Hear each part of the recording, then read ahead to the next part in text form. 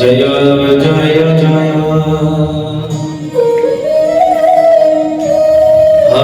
हनुमान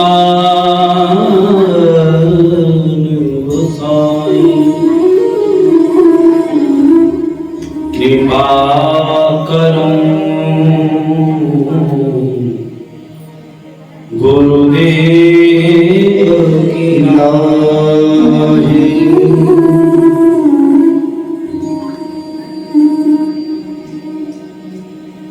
गुरुर्ब्रह्मा गुरुर्विष्णु गुरुर्देव महेश्वरः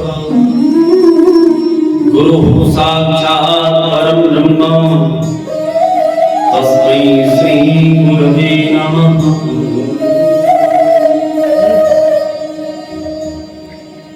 आइए हनुमंत बिराजिए कथा कहूँ मते अनुसार। प्रेम सहित गति करो विराजो अंजनी तेला।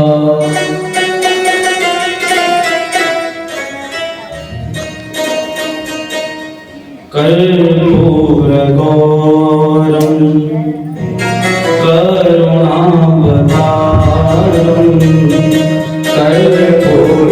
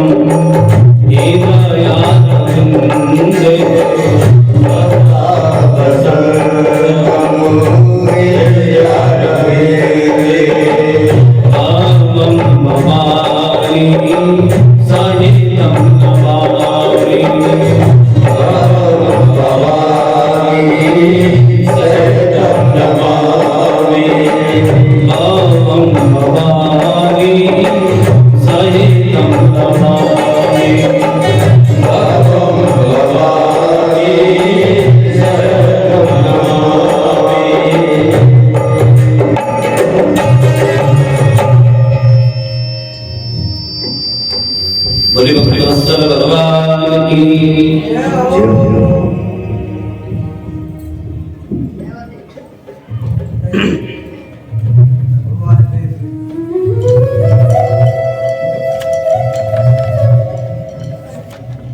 अकाल करुणा करुणा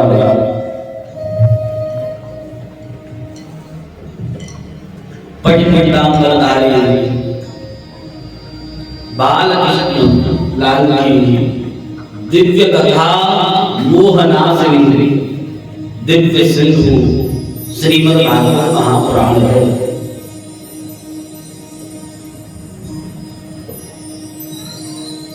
हम सब लोग चतुर्थ दिवस की कथा में प्रवेश करेंगे।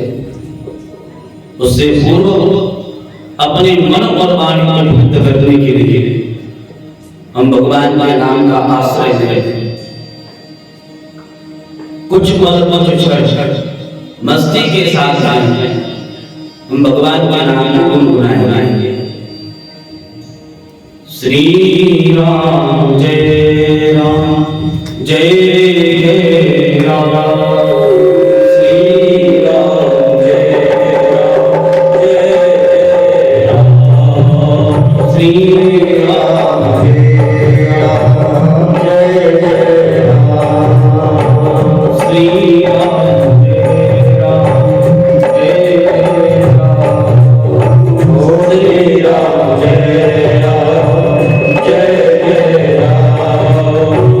श्री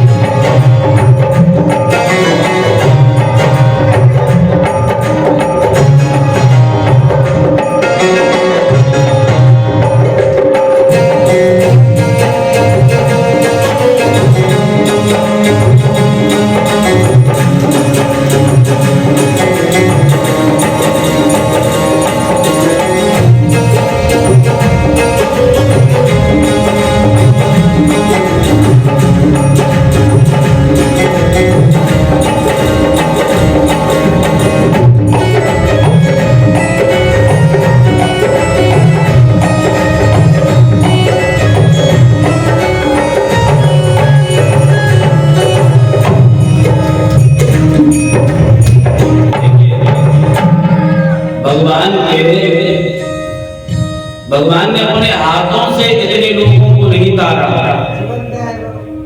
आज आवाज भैया ऊपर ऊपर हो रही है।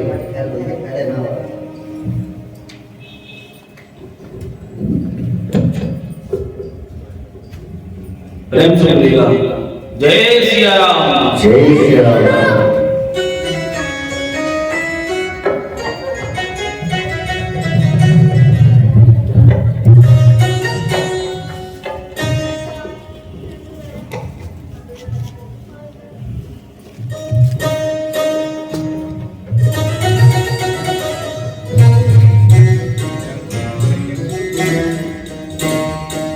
एक बार पुनः सब लोग मेरे साथ में जय घोष करेंगे।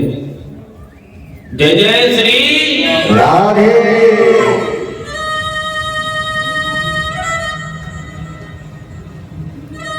कल हमने तृतीय दिवस में पावन चरित्रों का श्रवण किया, जिसमें हमने बड़ा ही दिव्य भाव सुना कि भगवान को प्रिय क्या है। तो भगवान को भैया प्रिय क्या है? भगवान को सबसे प्रिय है प्रेम।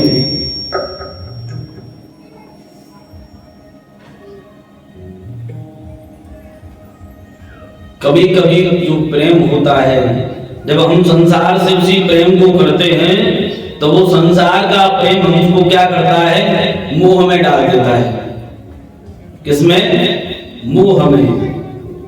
और बंधुओं, मोह है जो तुलसी बाबा ने प्रेमानस में कहा है, अरे मोह सकल व्याधिन कर मूला, मोह सकल व्याधिन कर मूला, मोह सकल व्याधिन कर मूला, मोह सकल व्याधिन कर मूला, जय भगवते भगवती सोला, यही भगवती जय सोला, श्री राम जय राम जय जय राम, श्री राम जय राम जय जय राम।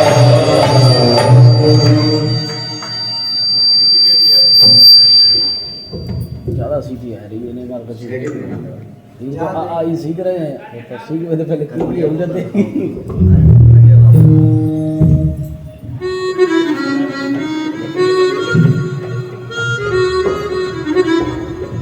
आज तो महात्मा आयो कितनी बैठे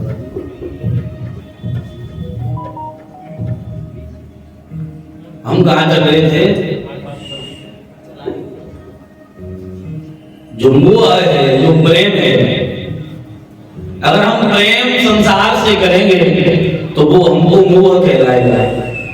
वो मोह क्या है? संसार की जितनी भी सकल व्याधियां हैं उन सब का मूल है, जड़ है। इसलिए हमको प्रेम करना है तो किससे करें? किससे? भगवान से, परमात्मा से। आज के बाद किससे प्रेम करोगे? परमात्मा से। और तुमसे कोई ये कहे चलो आप प्रेम परमात्मा से करेंगे, आप जितने भी ज्वेलरी पहन करके आए हैं, आभूषण पहन करके आए हैं, उसे कतार पर चढ़ा दो।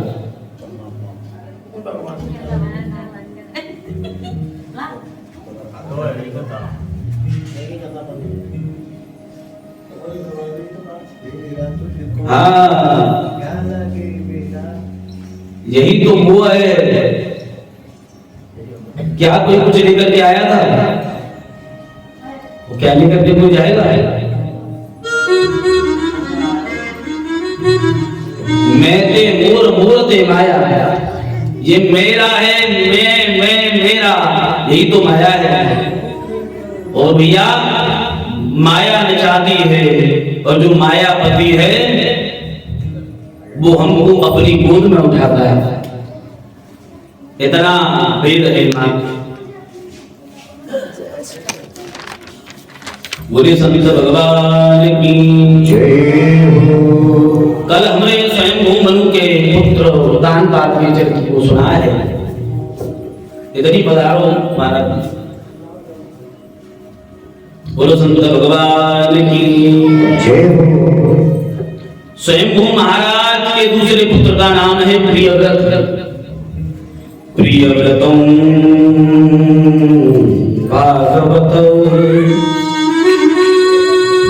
आत्माराम कतमुने गर्हे रमत जनमूलः कर्मवन्दा पराभव।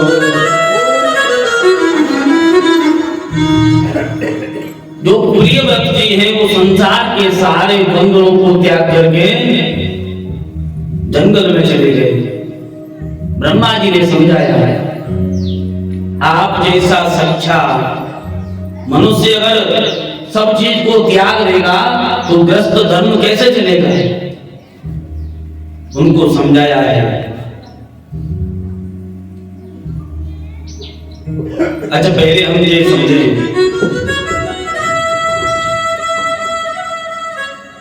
प्रियव्रत माने होता क्या है। प्रियव्रत का अर्थ क्या है। प्रियव्रत का अर्थ होता है प्रिय माने अच्छा और व्रत माने संकल्प। अच्छा माताओं ये बताओ व्रत कैसे कहते किसे हैं।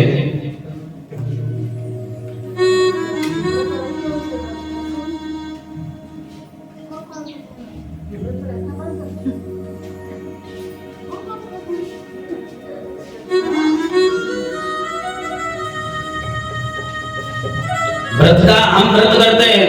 अब शिवरात्रि का हम व्रत करेंगे, नवरात्रियों का भी हम व्रत करते हैं और सप्ताह में जितनी बार आते हैं दिन आते हैं उनमें से हम किसी ना किसी दिन व्रत करते हैं। लेकिन व्रत का अर्थ क्या है।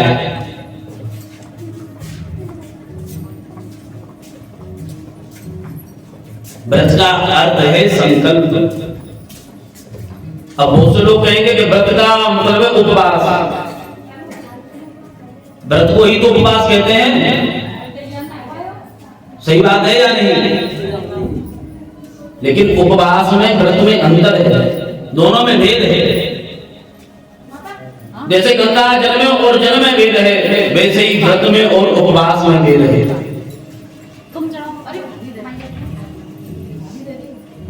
अब उपवास का मतलब क्या है। उपसमीपे सवासः स उपवासः।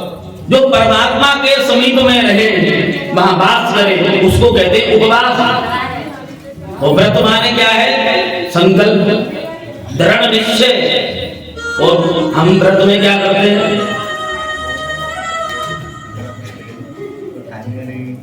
हम लेते हैं व्रत। आपको एक कथा सुनाऊंगा। एक बूढ़ी मैया व्रत चली, उसके 4 संतानें हैं। कितनी 4 संतानें। वो बूढ़ी मैया है वो व्रत है। पहला पुत्र आया उसने जाना था ऑफिस।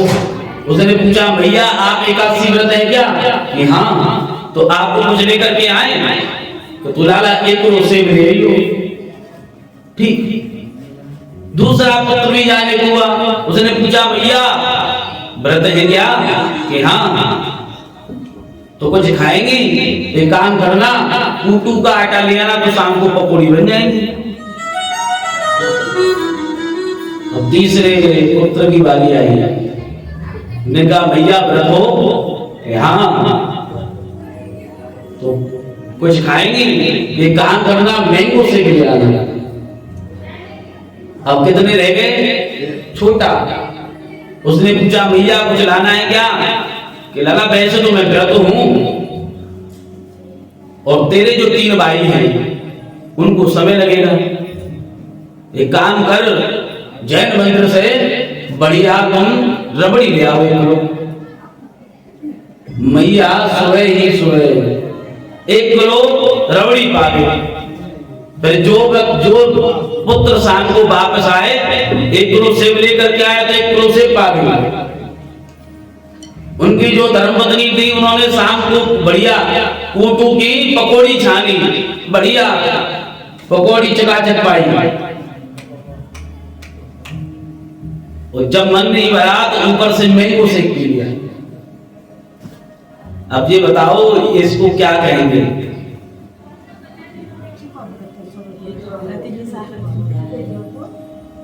इसको क्या कहेंगे व्रत? हम तो इतने होशियार हैं, गेहूं काटा नहीं तो कूटू काटा, गेहूं की पूड़ी नहीं तो कूटू की पूड़ी, हल्दी डाल करके हम सब्जी नहीं खाएंगे तुम्हारा आलू डाल करके ही फ्राई करके खा लेंगे। और कुछ वस्ता न बने चिप्स, बढ़िया लाहौरी से नमक डाल करके और चिप्स चटका दी। और हम क्या है व्रत?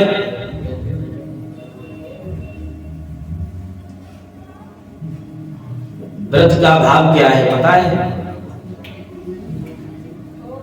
व्रत और भजन का भाव एक ही है। आदत बुरी सुधार बस हो गया भजन। हम किसी को गाली दें या किसी की जमीन को हड़प लें, उसको हम व्रत कहेंगे? व्रत का मतलब है संकल्प, दिव्य संकल्प। संकल्प ऐसा भी नहीं, अच्छा संकल्प। भीष्म जी का नाम है देवव्रत। क्या नाम है? देवव्रत। जिन्होंने देवताओं के सामने उन्होंने प्रतिज्ञा कर ली कि मैं आज के बाद विवाह नहीं करूंगा। देवताओं को साक्षी मान करके उन्होंने प्रतिज्ञा करी, एक संकल्प लिया, व्रत धारण किया। उनका नाम क्या पड़ा? देवव्रत, जो प्रिय लगे।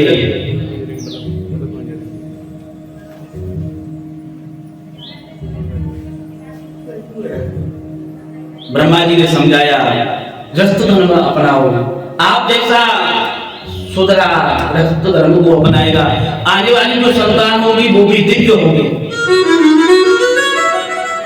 प्रियव्रत का विवाह विश्वभद्रमा जी की पुत्री वैष्णवी के साथ में हुआ है और इनके 10 पुत्र एक पुत्री हुई है और पुत्री का नाम ऊजस्वती है, जिसका विवाह शुक्राचार्य जी के साथ में हुआ है। इनके 3 पुत्र ब्रह्मचारी हो गए और इन्होंने अपना राज्य 11 अरब वर्ष इन्होंने अपना राज्य किया है। कितना? और जब इनका राज्यपाट से मन भर गया, इन्होंने सब त्याग दिया और त्याग करके भगवत साधना में चले गए। अपने पुत्र आंगीन्द्र को अपना राज्य दे दिया और इन्हीं नागेंद्र के पुत्र नाभि हुए और इन्हीं नाभि के यहाँ इनकी पत्नी मेरु देवी के गर्भ से साक्षात यज्ञ से उत्पन्न भगवान ऋषभ देव का जन्म हुआ है। किसका? ऋषभ देव का। ये वही ऋषभ देव है जहां से जैन धर्म चला है। ये जैन धर्मों के पहले तीर्थकर हुए हैं। वो महाराज जब इनका जन्म हुआ है, मेरु के मनाभी की पत्नी मेरु देवी के गर्भ से इनके वैभव को, कीर्ति को देख करके इंद्र जलने लगा और इंद्र जलने लगा तो इंद्र ने क्या किया? इंद्र ने इनके राज्य में वर्षा नहीं करी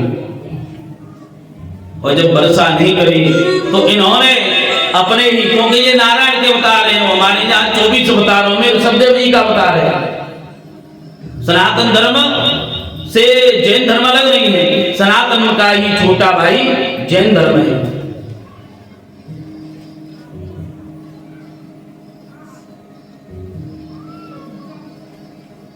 ऋषभदेव जी ने माया के बादल बना करके वर्षा कर दी। जब उनकी वैभव, उनकी माया, उनकी तपस्या को देखकर के जब इंद्र का अभिमान दूर हुआ तो इंद्र अपनी पुत्री जयंती को लेकर के आया कि आप मेरी जो पुत्री है जयंती, इसका आप वरण कर लीजिए, आप इसका विवाह कर लीजिए। आज इंद्र की पुत्री जयंती का वरण कर लिया है, स्वीकार कर लिया और इससे 100 पुत्र उत्पन्न हुए हैं। कितने? 100, जिसमें से 9 नवयोगेश्वर कहलाए हैं। अंतिम दिवस कथा रही, 81 वेदज्ञ कर्मकांडी ब्राह्मण हुए और 9 दिशाओं के अधिपति कहलाए राजा बने हैं। और इन सब में जो सबसे बड़े हैं उनका नाम है भरत। और जिस भारतवर्ष में हम रह रहे हैं उस समय इसका नाम था अजनाब खंड। क्या नाम था? अजनाब खंड। इनके जो भरत हुए हैं, हमारे यहाँ 3 भरत हुए हैं। एक भरत जी की आगे कथा अभी आई है, एक शकुंतलानंदन भरत, एक ऋषभदेव जी के भरत और दूसरे हम सब जानते हैं कि मैया के पुत्र भरत। इनके नाम पर अजनाब खंड का नाम भारतवर्ष पड़ा है। क्या पड़ा है? भारतवर्ष। ऋषभदेव जी राज्य कर रहे हैं और राज्य करते करते अपने पुत्रों को भी समझाते हैं, ज्ञान देते हैं,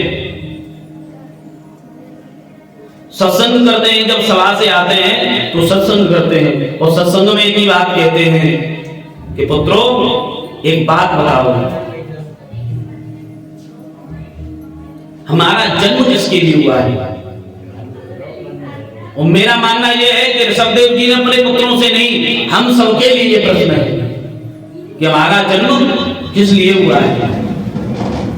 और मुझे कोई बताए, अगर कोई पूछे कि हमारा जन्म किसके लिए हुआ है तो तुम क्या बताओगे? कभी चिंतन मनन किया है क्या?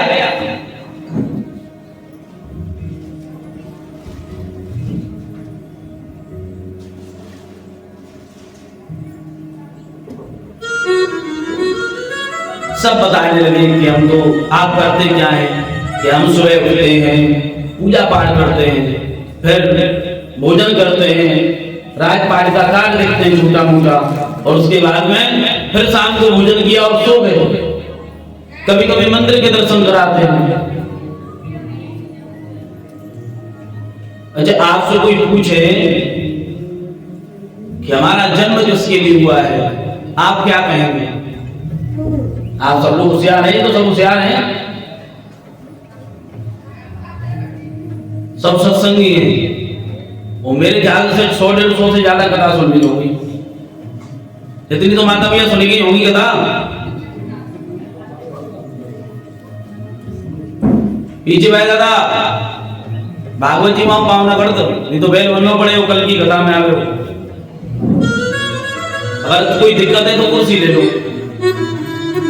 हाँ, क्योंकि भागवत जी के सामने गुरु बृहस्पति के शिष्य थे, जिन्होंने भागवत जी के सामने ऐसे पैर करे तो उनको बैल बनना पड़ा। बछड़े के रूप में आते हैं तो वही बलराम जी को पकड़ करके नीचे मार देते हैं आकाश। ये वही बैली तो था। चलिए, हमारा जन्म किसके लिए हुआ है? क्या खाने के लिए, पीने के लिए, सोने के लिए? हम में और जानवरों में क्या अंतर है? हम भोजन करते हैं, वो भी भोजन करते हैं। हम सोते हैं, जानवर भी सोते हैं। हम संतान पैदा मानव करता है तो जानवर भी संतान पैदा करते हैं। और भैया आपकी तो 1 हो 2 हो, और जानवर तो दर्जनों के हिसाब से पैदा करते हैं। हम में और मानव में और अन्य योनियों में क्या भेद है कि हम सत्संग करते हैं। हमको भगवान ने बुद्धि दी है तत्व को समझने के लिए, हम उसका प्रयोग करें। किसी अंधेरे में आप जाओ, आपके पास में फोन हो और फोन में टॉर्च हो, या तुम्हारे पास में टॉर्च हो, अब आप उसका प्रयोग करो अथवा न करो, ये आपके ऊपर है। भगवान ने तो बुद्धि दी है, भगवान ने सुंदर बना करके भेजे है, स्वस्थ शरीर दिया है। पहला सुख निरोगी काया, आपका जो शरीर है वो निरोग है, ऐसा नहीं? लेकिन महाराज हम उसका प्रयोग किसमें करते हैं? हम उसका प्रयोग, हमको जो वाणी दी है वो हरि भजन के लिए दी है, लेकिन उस वाणी का प्रयोग हम चोरी करने में करेंगे कि फलाने की बहू 8 बजे सो के उठ रही है तो फलाने की बहू ने आज पीली साड़ी पहनी है। अरे भैया, लेना न देना मगन रहना, आनंद से मगन रहिए। ऋषभदेव जी अपने पुत्रों को समझा रहे हैं, हमारा जो जन्म हुआ है वो भगवत प्राप्ति के लिए हुआ है, हमारा जन्म भगवान को प्राप्त करने के लिए हुआ है। क्योंकि अगर हमने ये मानव का जो चोला धारण कर रखा है, ये वस्त्र अगर उतर गया और इस वस्त्र को उतरने के बाद में कौन सा वस्त्र मिलेगा हम कह नहीं सकते। मानव का ही जीवन मात्र एक ऐसा है जिसमें भगवान को प्राप्त किया जा सकता है।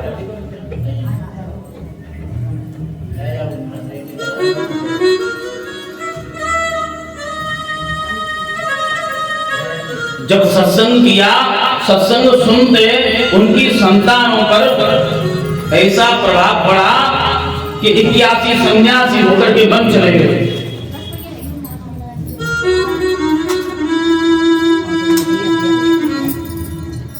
स्वयं भी राज्य का त्याग कर दिया, अपने पुत्र भरत को राज्य गद्दी पर बैठा दिया है और कहा, पुत्र आज से राजपाट आप संभालो।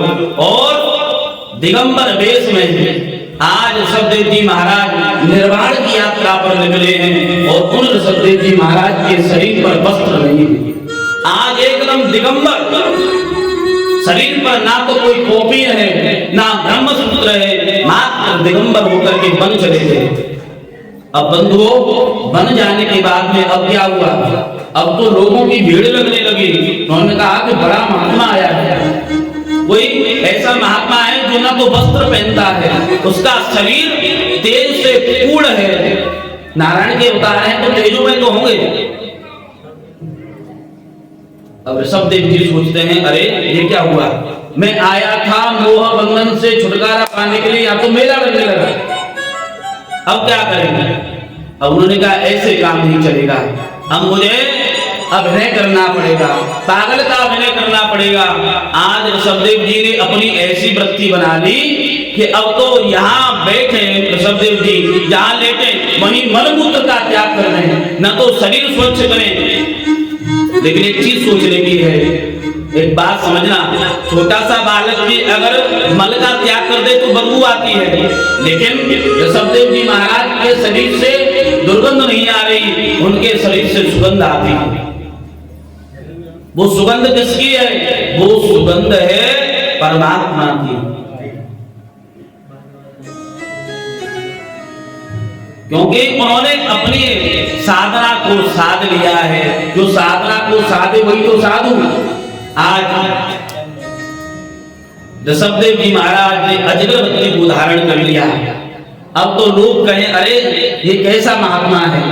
और महात्मा भी यही करते हैं, जब लोग बाग महात्माओं के पास जाते हैं, वो ना भजन करने दें, ना पूजा करने दें, ना एकांत ध्यान करने दें, तो महात्मा अभिनय करते हैं। कुछ नहीं हो तो आपको झूठ मूठ का ही डांटने लग जाए, आपको ये लगे अरे महात्मा बड़े खराब है। लेकिन महाराज, महात्मा खराब नहीं होते, हम लोग खराब हैं, हमको भजन करने दे रहे हैं। संत का हृदय तो नवनीत के मान समान होता है, नवनीत माने मातम के समान होता है।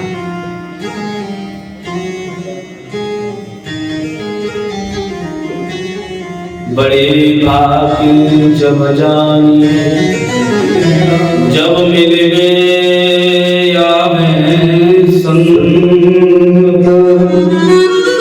संतन को मिल भो करे, सब कष्ट को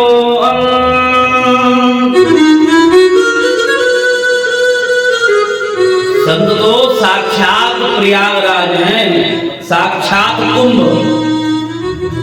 अच्छा, कुंभ नहाने कौन कौन गया? हाथ उठाओ। यहाँ द्विवेदी जी गए, मैया गई है, तो कुंभ में संतों का ही तो दर्शन है। किसका दर्शन है? संतों का दर्शन है। अच्छा, गंगा मैया में हम जाते हैं तो क्या करने जाते? पाप धुलने जाते या नहीं जाते? एक बार गंगा मैया ने कहा ब्रह्मा जी से प्रभु एक बात बताइए, आप मुझे पृथ्वी पर तो भेज रहे हैं, भागीरथ ने प्रसन्न कर लिया है मुझे, लेकिन एक बात बताइए, जब मेरे अंदर पाप बढ़ जाएगा अधिक तो मेरा वो पाप दूर कैसे होगा? ब्रह्मा जी ने कहा इसकी भी व्यवस्था है कि जो संत आएंगे, महात्मा आएंगे, साधु आएंगे, जब आपके अंदर स्नान करेंगे तो आपका जो पाप है वो पाप दूर हो जाएगा, आप एकदम निर्मल हो जाएंगे।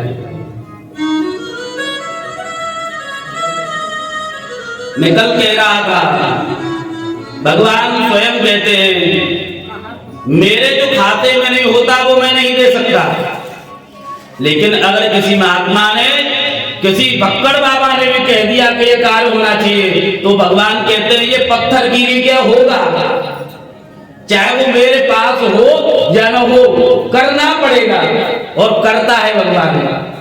संत वचन पत्थर की लिखा, मोर वचन जाए बढ़ जाएगा। इसलिए संत भगवान सबको मेरा प्रणाम।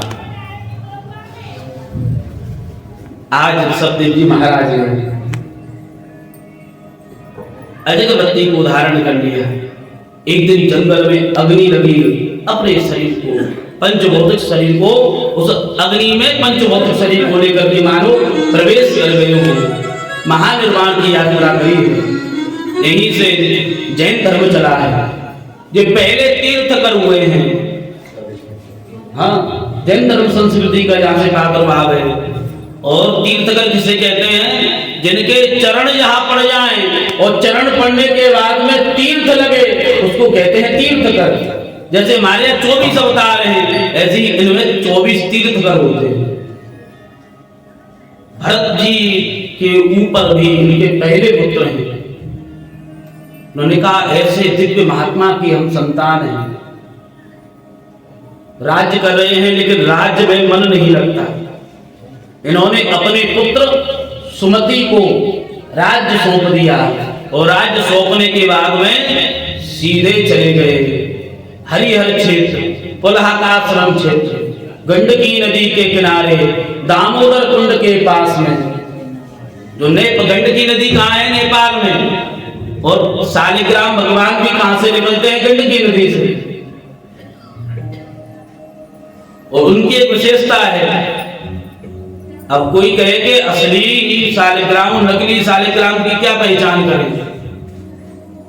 तो दामोदर कुंड है, उस दामोदर कुंड की एक विशेषता है, हम तुलसी का पौधा जल में ऊपर से डालें, चाहे वो 10-15 फुट नीचे ही क्यों ना हो, सच्चे शालिग्राम उसके जो हैं वो सीधे तुलसी के पास में चले आते हैं, तुलसी के साथ कैसे चले आएंगे। और जो तुलसी के साथ में आवे तो यही समझो कि यही सच्चे शालिग्राम है। प्रदीप भैया हैं, सच्चे शालिग्राम है।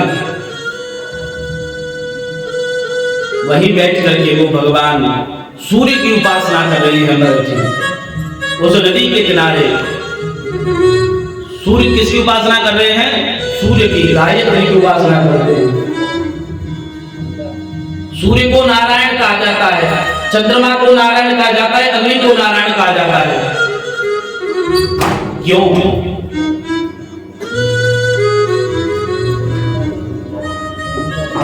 क्यों कहा जाता है? क्योंकि परमात्मा किसी में भेद नहीं करता। सूर्य अथवा चंद्रमा या अग्नि किसी से भेद करते हैं क्या? या किसी के घर में करते हो? बेशक आज गैस चल रही है, लेकिन उसमें भी तो अग्नि है। इलेक्ट्रॉनिक सिस्टम बेशक चल रहा हो, लेकिन उसमें जो विद्युत है वो तो अग्नि का रूप है।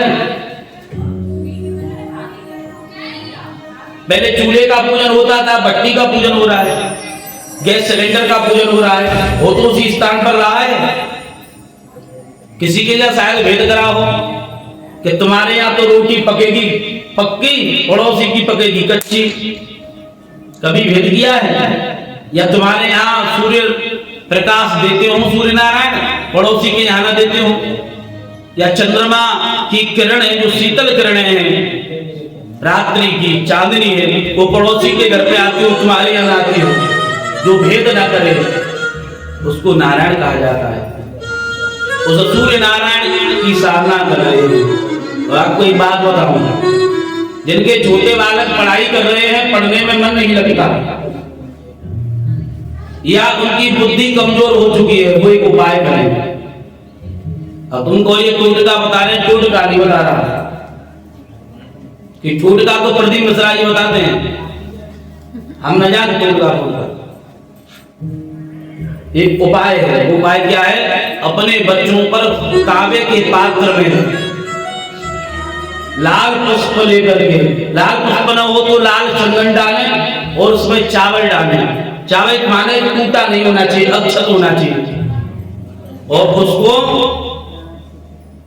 ओम गृणी सूर्याय नमः के करके, ओम सूर्याय नमः के करके सूर्य भगवान को अर्घ लगाना शुरू करवा दो। 1 महीने के बाद में आप उसका रिजल्ट देख लेना, उसकी बुद्धि में कितना प्रभाव होगा। सूर्य ऊर्जा का प्रतीक है, लेकिन शर्त यही है कि 11-12 बजे नहीं, जिस समय उसकी लालिमा रहती है, तांबे जैसा रंग सूर्य का रहता है, उस समय अर्घ लगाए। 6 बजे के समथिंग लगाए। सूर्य ऊर्जा का प्रतीक है। आज तुलसी मैया की सेवा करते हैं और गायत्री जप करते हैं। आज भरत जी महाराज गंडकी नदी के जल में बैठ करके कंठ तक गायत्री जप करते हैं। हजारों गायत्री के उन्नचरण कर दिए। दिन प्रतिदिन उनका तेज बढ़ रहा है। एक दिन उन्होंने क्या देखा कि वो नदी के तट पर बैठे भगवान का ध्यान कर रहे हैं और उसी समय उन्होंने क्या देखा, एक सिंह दहाड़ लगा रहा है और दहाड़ की जब ध्वनि सुनी है, एक गर्भवती हिरणी है, हिरणी ने अपने प्राण बचाने के लोगों से उस जल में छलांग लगाई और जिस समय छलांग लगाई, छलांग लगाने के वेग से उसका जो गर्भ था वो गर्भ जल में गिर गया। और जब उसने छलांग लगाई, छलांग लगाने के बाद में जब हुआ छलांग लगाने के बाद में उसका प्राणांत हो गया, मर गया। अब उधर सिंह की जो गर्जना थी वो भी कम हो गई। अब संत ध्यान कर रहे हैं और उन्होंने आवाज सुनी, जल में बह करके जा रहा है उस हिरणी का बच्चा।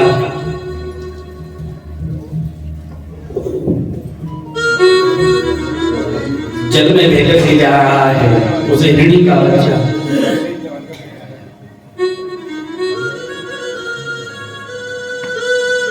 अब जब यह दृश्य भरत जी महात्मा ने देखा तो उनके हृदय में ममता आ गई, दया आ गई। क्योंकि दया तो संत का लक्षण है। दया बिनु संत कसाई, दया बिनु संत कसाई। दया करी फिर दया करी तो आपत आई, दया बिनु संत कसाई। आज उनका ध्यान टूट गया है और जब ध्यान टूटा, बहते हुए उस हिरण पर दया आ गई और आज महात्मा ने दया करी, आफत आ गई। उसको निकाल लिया और निकाल करके अपने पास में उसको रखने लगे। जो महात्मा भरत जी जिनका पूरा समय भजन में निकलता था, अब उनका बोलिए प्रेम से बोलिए राधे राधे। अब उन महात्मा का जो पूरा दिन भैया भजन में निकलता था, अब उनका भजन तो करना बंद हो गया। अब क्या हुआ, अब उनका जो प्रेम था और प्रेम न जाने को ममता में बदल गया, और जब ममता में बदल गया फंस गए महात्मा। जो महात्मा पूरे दिन भगवान का भजन करते थे, अब उनका जो भजन था, उनका जो मोह था, वो मोह ममता में बदल गया, और जब ममता में वो बदल गया है, अब तो उसका जो चित्त है, उनका जो मन है, वो हर समय उस हिरण में रहता है। माला करने या तट पर संध्या वंदन करने जाते, उनका एक मन वहां रहता, अरे उस हिरण के बच्चे को कोई वन्य जीव न खा जाए। अब भजन में मन नहीं लगता, अब उनका भजन में मन नहीं लगता, अब क्या लगता है, अब इसको मुझे चारा देना है, अब मुझे आज मैंने उसके ऊपर अपने हाथ से दुलार नहीं किया, प्रेम नहीं किया। अरे ये वही राजा महात्मा है भरत जी, ऋषभदेव जी के पुत्र, राज को त्याग करके आए हैं, लेकिन राज को त्यागने के बाद में, मोह को त्यागने के बाद में आज उस हिरण के मोह में फंस गए। और मोह मोह सकल देन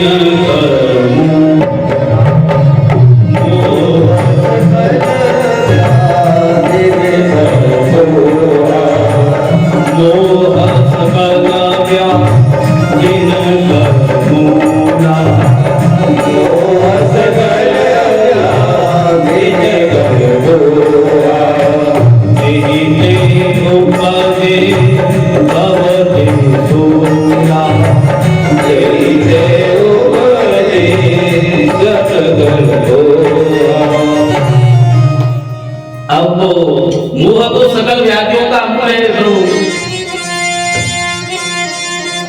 अब एक समय ऐसा आया कि उस हिरण ने क्या देखा कि उसी के जैसे अन्य हिरण जो है झुंड आया, और झुंड आया, उसने कहा मेरा शरीर तो इनके जैसा है, ये मुझे अपना परिवार लगता है। और जब देखा उनके साथ में चला गया, और जब चला गया अब तो उस भरत जी महाराज की स्थिति ऐसी हो गई, ना तो अब कुछ खाते हैं ना तो कुछ पीते हैं। आज एक हफ्ता हो गया, 15 दिन हो गए, और देखते देखते उनका शरीर ऐसा हो गया कि अब मृत्यु निकट आ गई। और उनको शास्त्र कहता है अंतकाल में जिसकी जैसी स्मृति होती है उसको वैसा ही जन्म होता है। अंत समय में किसका ध्यान कर रहे हैं, अंतकाल में भी रहा मृग शावक का ध्यान, पुनर्जन्म में मृग हुए राजा मोह निदान।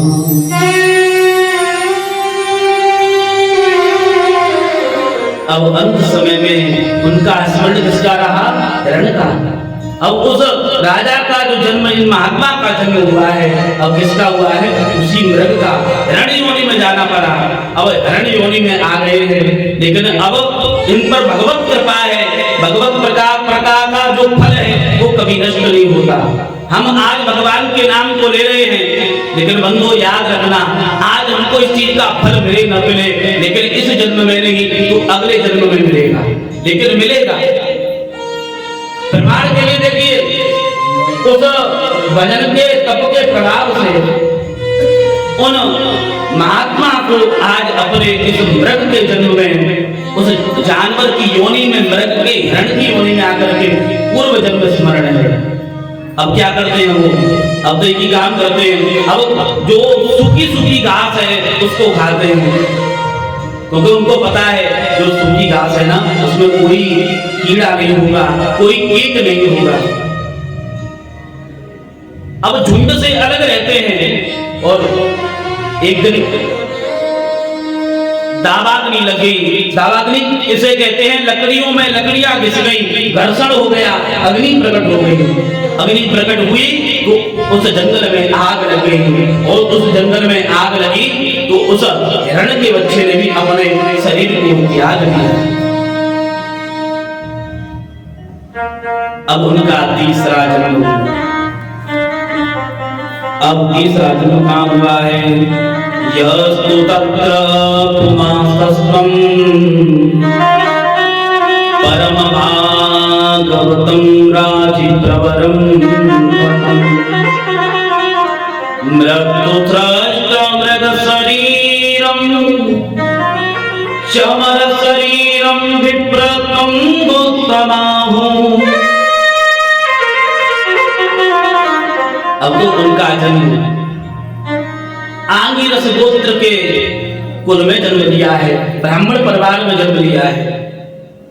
इस ब्राह्मण की दो पत्नियां हैं।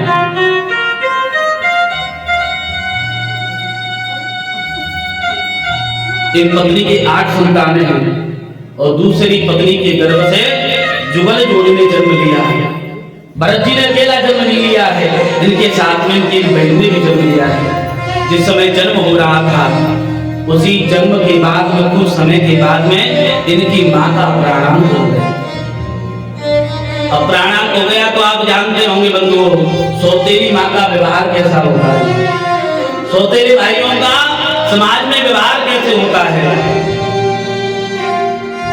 आज तो पिता ने जब कुंडली बनाई, ज्योतिषी है, अच्छे कर्मकांडी है, जब उन्होंने लक्षण देखे इसके मुख पटल को देखा, उन्होंने कहा अरे ये तो किसी विद्वान किसी तपस्वी के लक्षण है। प्रसन्न हो गए, मेरे यहाँ कोई विद्वान जन्म लिया है, नाम का संस्कार किया, यज्ञोप भी संस्कार किया है।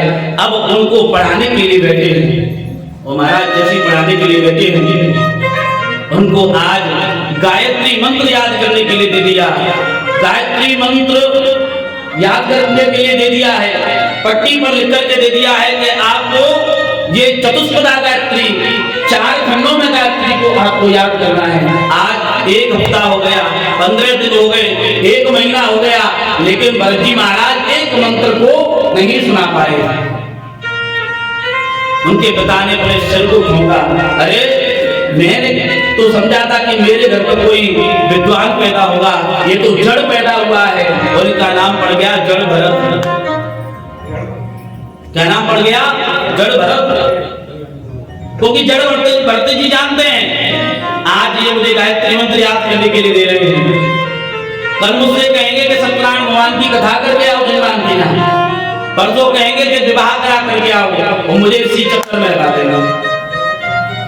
क्योंकि वो जानते हैं, क्योंकि मैं अपने 2 जन्म गवा चुका हूं और अब मैं इस जन्म को गवाना नहीं चाहता।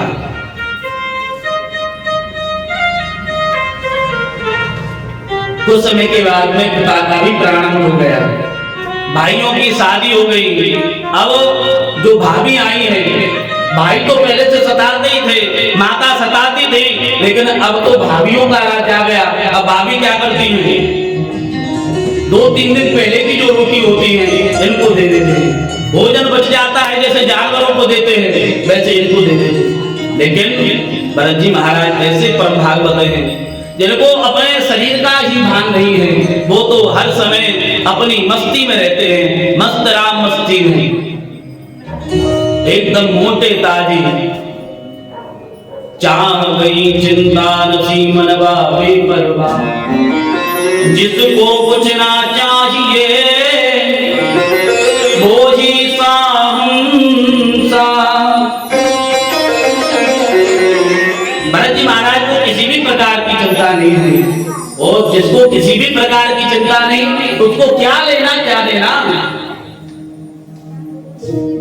किसी कार्य को दे में उस कार्य को बिगाड़ दिया। एक कार्य दे दिया भैया ने, एक काम करिए आप जाकर के खेत को जोतिए, बैल दे दिए और कहा कि इसको जोतो, और उन्होंने एक रेखा बना करके एक बार चला करके दिखा दिया ऐसे जोता जाएगा। सुबह से शाम होगी, भाई ने सोचा कि खेत जुट गया होगा पूरा, अब दाना डाल दिया जाए। अब वहां जाकर के देखा, उन्होंने क्या देखा कि भरत जी महाराज ने एक ही जगह पर कुआं कर दिया, एक ही जगह पर बैल चलाते रहे, अब वहां गड्ढे ही गड्ढे हो गए। अब भैया सब लोग कहें ये तो किसी काम के भी नहीं, अब खेत की रखवाली के लिए भेजा जाए तो खेत की रखवाली नहीं करते। वो कहते हैं हे चिड़िया, तुम भी राम जी की हो, मैं भी राम जी का हूं, आप आइए, आप इसको पाइए। महात्मा है, साधु है भरत जी, भाइयों ने निकाल दिया, भाइयों ने घर से निकाल दिया। काम न काज का, हाँ दुश्मन अनाज का।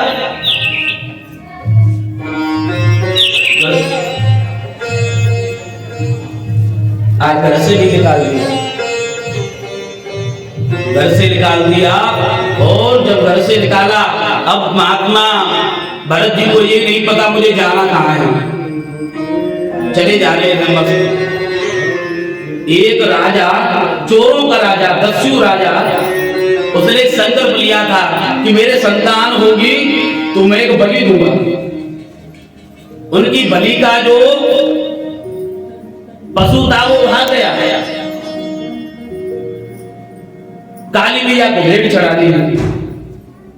अब दस्यु राजा ने कहा पूरे साथियों से, अब आपको जो दिखे, चाहे पशु दिखे या मानव दिखे, उसे पकड़ करके लाओ, क्योंकि बलि देंगे। और आज बलि नहीं दी तो भगवती मेरे पुत्र की बलि दे देगी। अब उनके जो दस्यु राजा के जो सेवक हैं, सेवक ढूंढ रहे कोई मिल जाए, तो वहीं से मोटे ताजी चलते चलते महात्मा भरत जी मिल गए। भरत जी को पकड़ करके ले गए। किसे ले गए? भरत जी को पकड़ करके ले गए।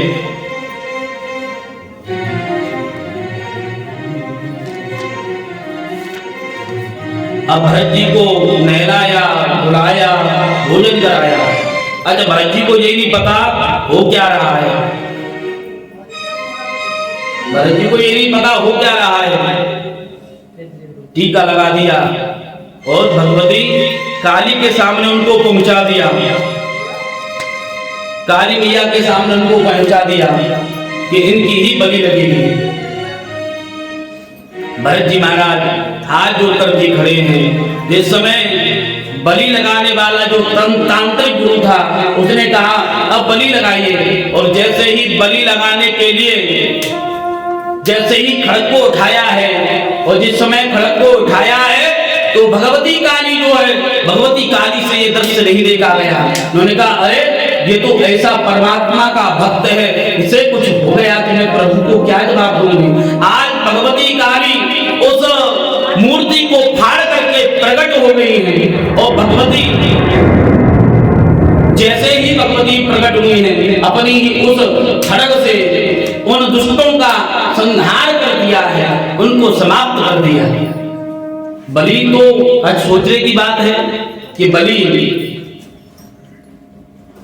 के लिए तो चोरों का जो सरदार था वही तो प्रसन्न कर रहा था, और लेकिन मारा कैसे? स्वयं को।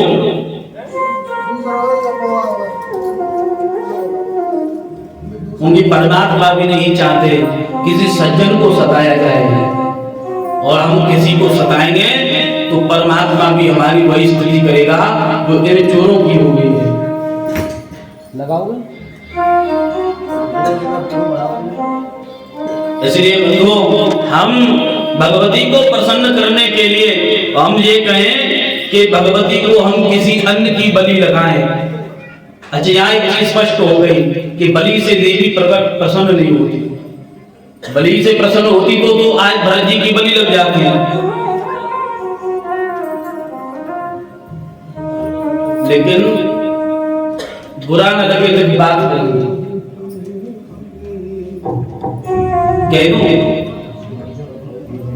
लगे तो आप अपने पास ही रखना, लगेगी तो अपने पास ही रखना।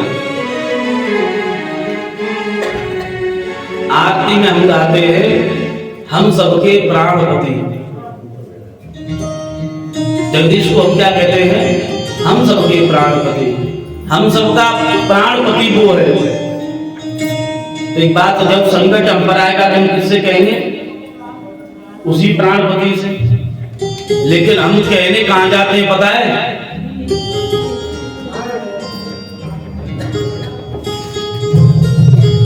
बताऊं?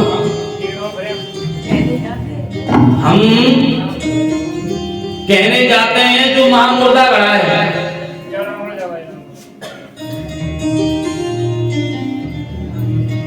अरे भैया, मुर्दा कुछ कर नहीं सकता इसलिए तो गड़ा है वो। और उस मुर्दे के पास ले जाते हैं, चादर भी ले जाते हैं बढ़िया, माला भी ले जाते हैं, राम जाने क्या क्या ले जाते हैं, मैं तो भी गया। हमारे पास में इतने देवताएं हैं, वो सब कमजोर पड़ गए। एक कोई माता ये बताए अपने पति से पति कहेगी या दूसरे के पति से पति? हाँ, तो उससे हम कह रहे हैं हम सबके प्राण पति हैं, तो फिर हम दूसरे से क्यों कहने जा रहे हैं? मुसलमान तुम्हारे यहाँ रामायण पढ़ने आ रहे हैं, तो फिर हम क्यों उनकी कब्र पर जा रहे हैं?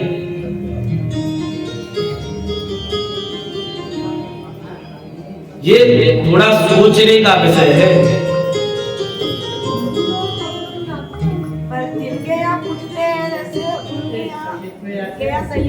कोई सैयद वैयद नहीं होता, कुछ नहीं। गीता में लिखा है भूत पूजे थे भूत बने, परमात्मा को पूजे थे परमात्मा। हनुमान जी को पूजो, भूत पिशाच, मेरे साथ बोलो, भूत पिशाच महावीर जब हनुमान जी की गदा के सामने तो अच्छे अच्छे महावीर अच्छे अच्छे से भूत भाग गए। न तो ये मालूम पड़ा कि ये प्रेतराज थे कि ये उनसे थे। अभी किसका नाम बता रही थी आप? सैयद बाबा है। ना अम्मा को मालूम ना बाबा को मालूम। तो फिर हनुमान जी को पकड़ो, ठाकुर जी को पकड़ो, भोले बाबा को पकड़ो, भूत को मत पकड़ो, भूतनाथ को पकड़ो। बात समझ में आवे तो भली, बुरी लगे तो और बढ़िया। बातें बुरी लगनी चाहिए, शायद बुरी लगने से सुधर जाओ।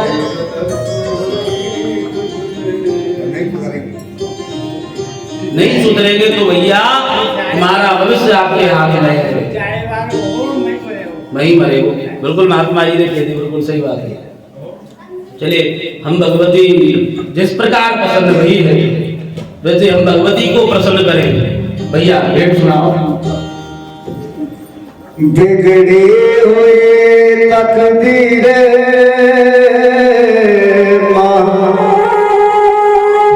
एक पल में बनाती हो,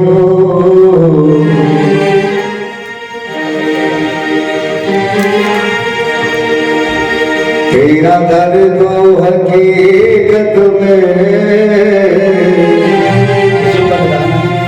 दुखियों का सहारा है।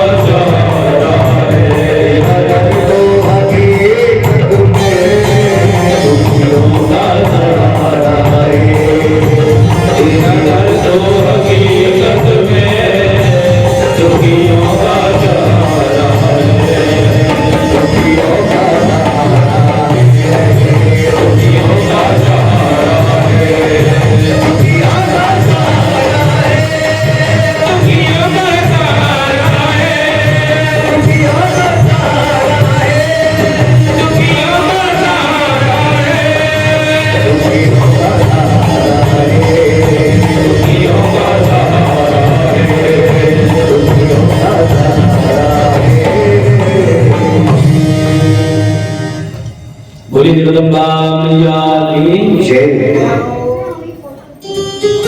बहुत बढ़िया।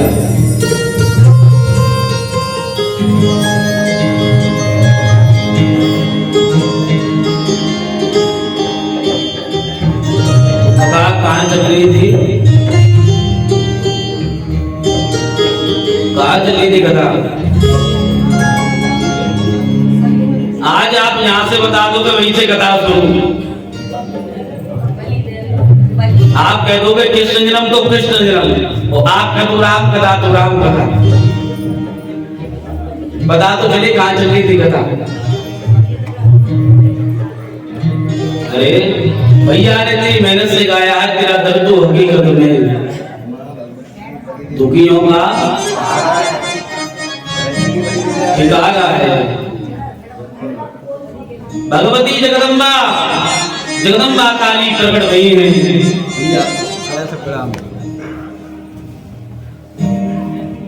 जगदम्बा प्रकट हुई, दस्यु राजा के साथ में जितने सेवक थे सबको मार दिया उस खड्ग से।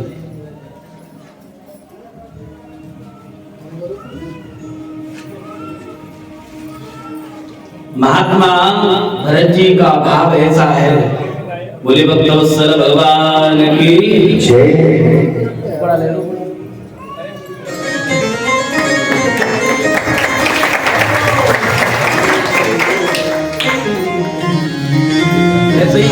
ऐसे ही सही, वैसे ना तो सही, ऐसे ही सही।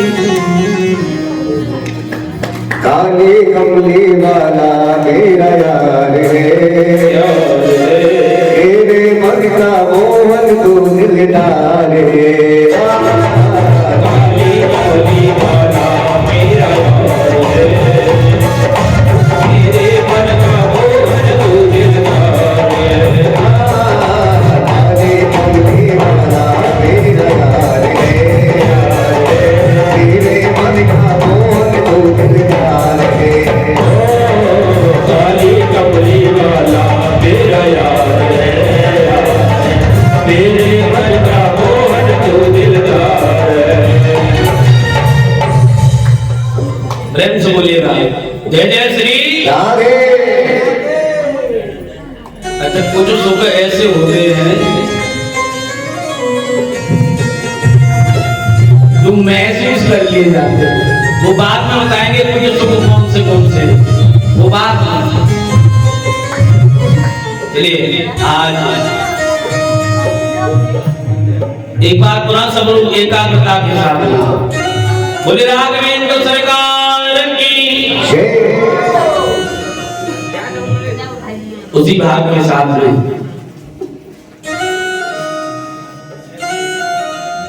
आज महात्मा भरत को न तो भगवती को बुलाया है महात्मा भरत ने, और आज भगवती प्रकट हुई है तो ना तो महात्मा भरत को प्रसन्नता है, अबे तो ना तो कोई खिन्नता है। महात्मा भरत ने नहीं बढ़िया, नहीं बढ़िया।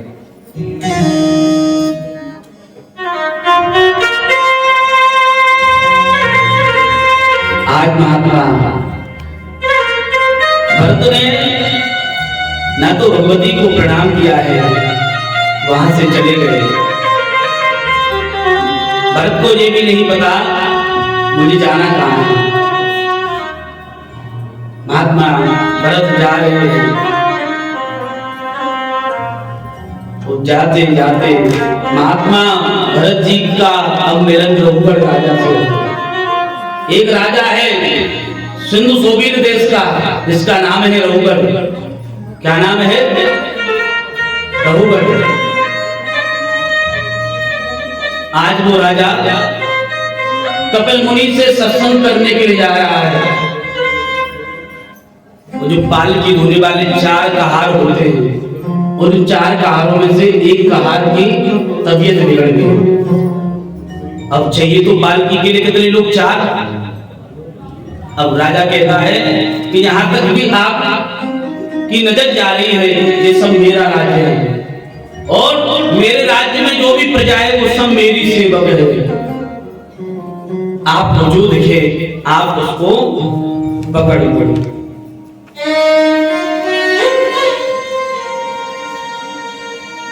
जो महात्मा भरत जी जा रहे हैं निश्चिंत होकर के, चाह गई चिंता नसी मनवा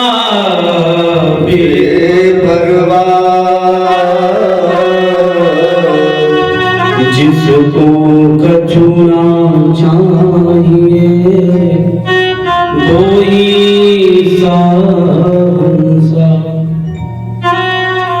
निश्चित होकर के वही भरत जी जा रहे हैं, उन्हीं को पकड़ लिया, उनका शरीर एकदम मोटा ताजा समझ करके पकड़ लिया, ले जाने लगे कि चलिए हमारे महाराज को ले जाना है आश्रम। भरत जी इतने सीधे हैं, आज तक किसी से ना नहीं कही, कुछ बोला नहीं, प्रत्युत्तर नहीं दिया। भरत जी ने जैसा भरत जी ने कंधे पर रघुवर राजा की पालकी को ले जा रहे हैं, लेकिन उनका एक नियम है, जिस समय वो चलते हैं भूमि के अपने हाथ के 5 हाथ के बराबर देखकर के चलते हैं। तो बंधुओं 4 लोगों की जो चाल है सीमित रहेगी, तो जो गाड़ी है वो चलती रहेगी, वो पालकी है चलती रहेगी। चलाओ जनरेटर।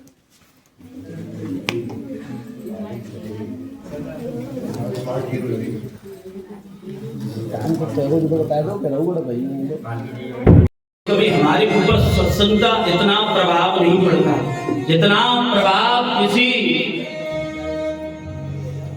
दुष्चरित्र का या किसी दृष्टि का जितना पड़ता है।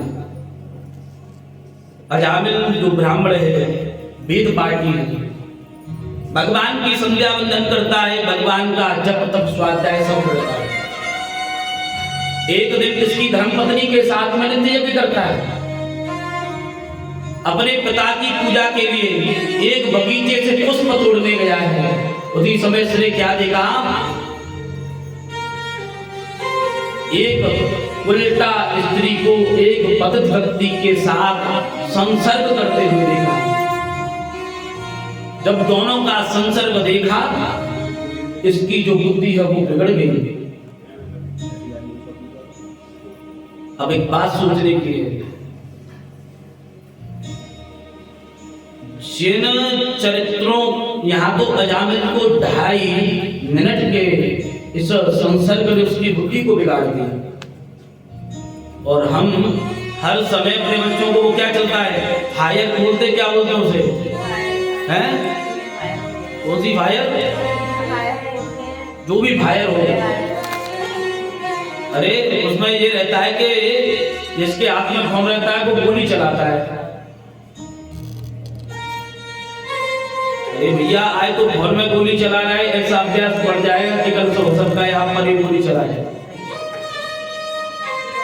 बालकों को आज हम सब आधुनिक परिवेश में बढ़ रहे हैं, लेकिन इसका अभिप्राय हमको ये नहीं है, हमको ये भी बोध रखना चाहिए कि हमारी जो संतान है वो मोबाइल में क्या कर रही है,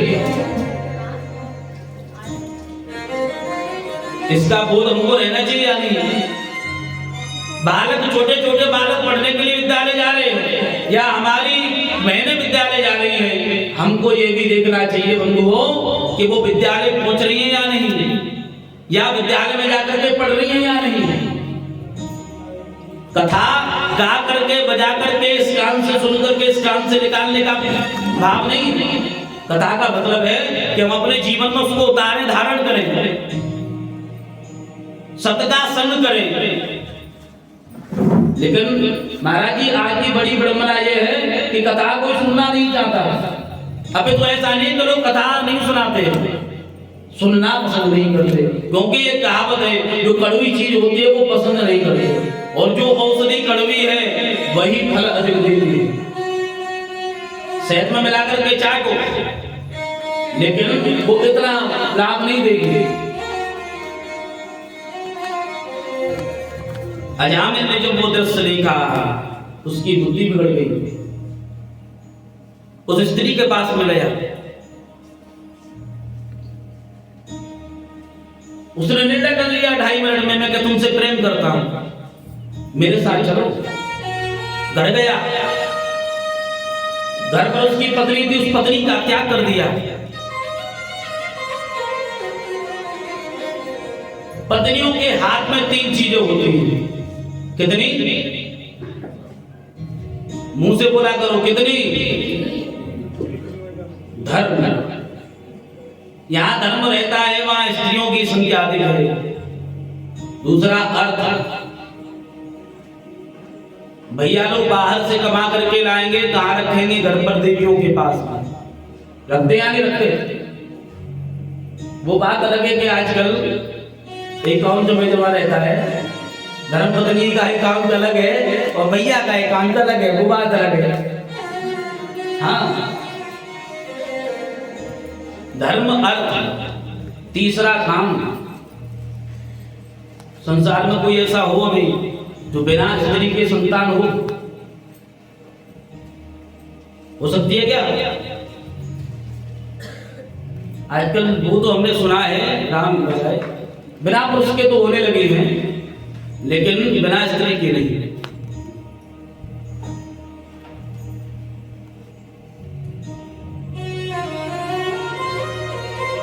लेकिन पहले एक ऐसे हुए हैं मांगदाता, जिन्होंने अपने पिता के गर्भ से जन्म लिया था, पत्नी का परित्याग कर दिया। अब वो उल्टा उसकी बुद्धि वो तो है ही, न तो अब उसके पास में 3 चीजों में से कुछ नहीं रहा, न तो अब अजामिल के पास में धर्म है, न तो अजामिल के पास में धीमे धीमे अर्थ भी समाप्त हो गया, और अजामिल का जो काम है, काम इतना बढ़ गया कि अजामिल ने उसे गणिका से 9 संतानें पैदा करी। अजामिल नित्य पूजा अर्चना करता था, आज अजामिल जैसे ही पूजा करने बैठा, उसने पत्नी कहती क्या कर रहे हो? आज परम नास्तिक बन गया। जो अजामिल ब्राह्मण अजामिल पंडित जी के नाम से जाने जाते थे, आज अजामिल वही अजामिल डाकू के नाम से जाने जाते हैं। मस्तक पर उन्होंने काला कपड़ा बांध रखा है, हाथ में नंगी तलवार रखते हैं। अब जो भी उनको दिखे, अब तो अजामिल की वो स्थिति बन गई है, ना तो अजामिल ये देखता है कि छोटे बालक से धन लेना चाहिए, इस महात्मा से धन लेना चाहिए। अब उसको जो दिखता है वो धन लेता है, चाहे उसके लिए उसको हत्या ही ना पड़नी पड़े। और बंधु होता भी यही है कि जो धन के लोभ में अंधा हो जाता है, उसको ना तो आपके हानि लाभ जीवन मरण यश अपयश किसी से कुछ लेना देना नहीं होता। या बताओ दादा, होता है?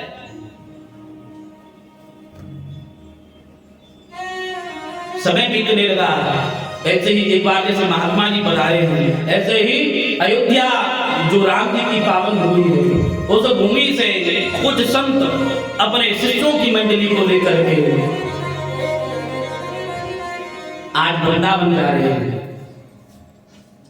और एक ही चीज गुनाते जा रहे हैं, श्री राम जय राम जय जय राम, श्री राम जय राम जय जय राम, ओ श्री राम जय राम जय जय राम, श्री राम जय राम जय जय राम, ओ श्री राम जय राम जय जय राम।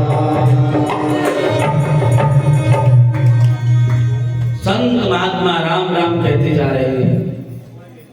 अब आते आते उस अजामिल के गांव के पास में आ गए।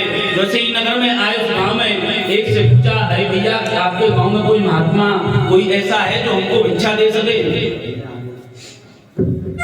एक बात समझना, आपको भी अनुभव होगा, हमको भी अनुभव है इस बात का। लोग क्या कहते हैं पता है? हंसी उड़ाते हैं। महात्माओं को क्या है, भंडारा पाते हैं, चकाचक लिफाफा लेते हैं। लेकिन बंधु एक बात बतावे, महात्मा बनना सहज सरल नहीं है। कथा हमको भगवत प्राप्ति से होती है, ऐसे ऐसे ही हम संत भी भगवान की प्राप्ति के बाद में ही बन सकते हैं। अभी तो मैं कहूँ जब भगवान के दर्शन हो जाते हैं तब हम महात्मा बन पाते हैं। महात्मा माने जिसकी महान आत्मा। महात्मा ने पूछा है कि कोई ऐसा धर्मात्मा रहता है क्या जो हमको भोजन दे सके? तो कुछ हंसी मजाक करने वाले लोगों ने कहा है हमारे यहाँ एक अजामिल नाम के सेठ जी हैं, बहुत दामी हैं, पहुंचा दिया है। जब अजामिल के द्वार पर पहुंचे हैं, शाम के समय गेट को खटखटाया है, श्री राम कह करके, तो उस घर से जो उसकी पत्नी घटिका है वो निकल के आई। उन्होंने कहा प्रभु क्या चाहिए? कि हमको भोजन चाहिए। जब भोजन की बात सुनी, बोलो ध्यान देना, जब उन्होंने ये बात सुनी उस घटिका के नेत्रों से भी आंसू आ गए। उन्होंने कहा प्रभु क्षमा करना, किसी ने जो आपको बताया वो बहुत गलत बताया, क्योंकि मैं तो इतनी पतित हो चुकी हूँ, इतनी पतित हूँ कि मैं तो अपने हाथ से तुमको जल नहीं पिला सकती, क्षमा करो।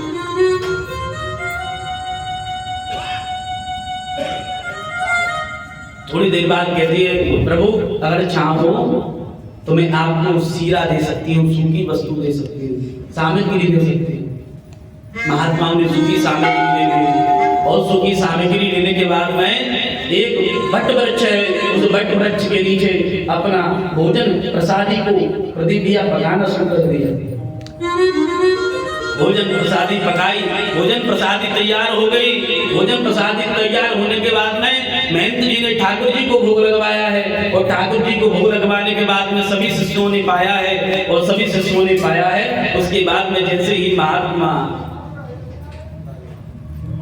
ग्रास लेकर के मुख में ले जा रहे हैं, उनके स्मरण आया, अरे इसके हम घर का अन्न पा रहे हैं तो हमको इस घर की मुक्ति करनी चाहिए।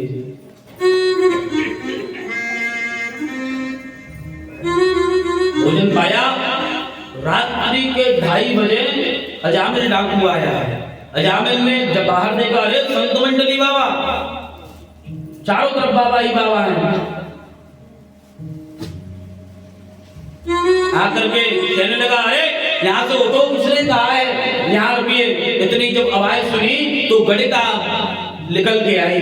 जब उसने कहा कि मैंने कहा है, जब लाल आंखों को देखा तो अजामिल जी ठंडे पड़ गए। वो चाचा सही बात बताना, लोग बाग पत्नी की जब लाल लाल आंखें दिखे तो पुरुष शांत बन जाते। अब हमें तो पता नहीं, हमारे चाचा जी सिरसागंज से आए थे बता रहे थे, अब हमें तो जानकारी है नहीं। अब आपको एक बात बताएंगे, वैसे तो ये गोपनीय है, बतानी नहीं। महात्मा महंत जी ने कहा हम आपसे धन नहीं मांग रहे, तो अजामिल को थोड़ा संतोष हुआ, चलो धन तो सुरक्षित है। उन्होंने कहा हम आपसे एक ही वचन चाहते हैं दक्षिणा में कि आपका जो 10वां गर्भ है, इस गर्भ में जो उत्पन्न बालक है इसका नाम नारायण रखना। क्या रखना? नारायण। और बंधुओं सबसे छोटा बालक है, समय आने पर बालक का जन्म हुआ, उसी का नाम नारायण रखा गया। अब तो अजामिल प्रतिपल नारायण नारायण नारायण नारायण नारायण कहता रहता है, उसका प्रेम। और अजामिल एक रात्रि अपनी सैया पर लेटा है, अंतिम समय आ गया है। उसी समय यम के दूत आए हैं, आकर उसको ले जाने लगे। उसी समय कहता है नारायण पुत्र नारायण, बचाओ बचाओ बचाओ।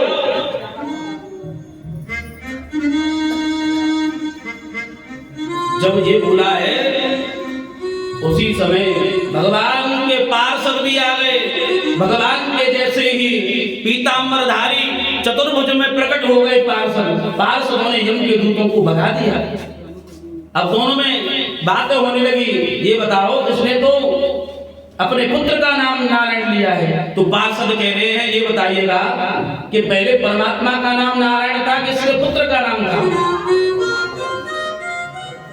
और तुलसी बाबा भी कह रहे हैं अरे भाव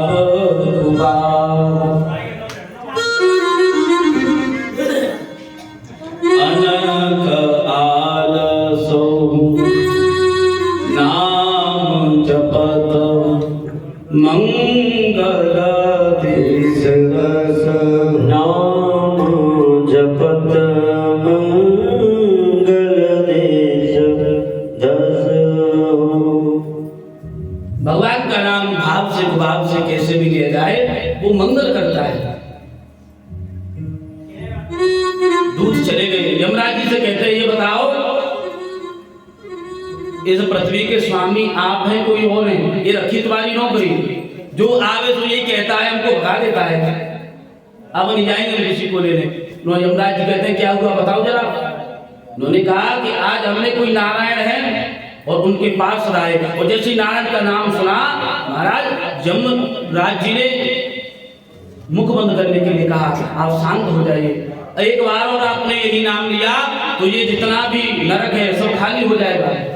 सत्य तो ये है कि जिन पार्षदों के आपने दर्शन किए हैं आप बड़े भाग्यवान हैं। उन्हीं पार्षदों के स्वामी हैं नारायण, वो भी मेरे ही स्वामी हैं। जब ये दृश्य जब अपने नेत्रों से अजामिल ने देखा है, अजामिल की बुद्धि सुधर गई। उसने कहा मैंने ये मार काट लूट पाट में तेरे मेरे में मैंने अपना पूरा जीवन निकाल दिया और मैंने भगवान की सेवा नहीं करी।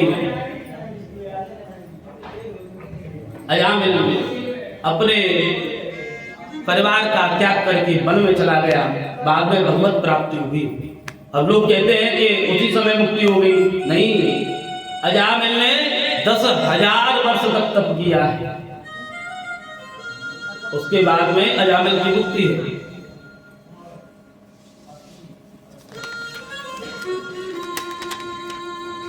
आगे गुरु की महिमा आती है।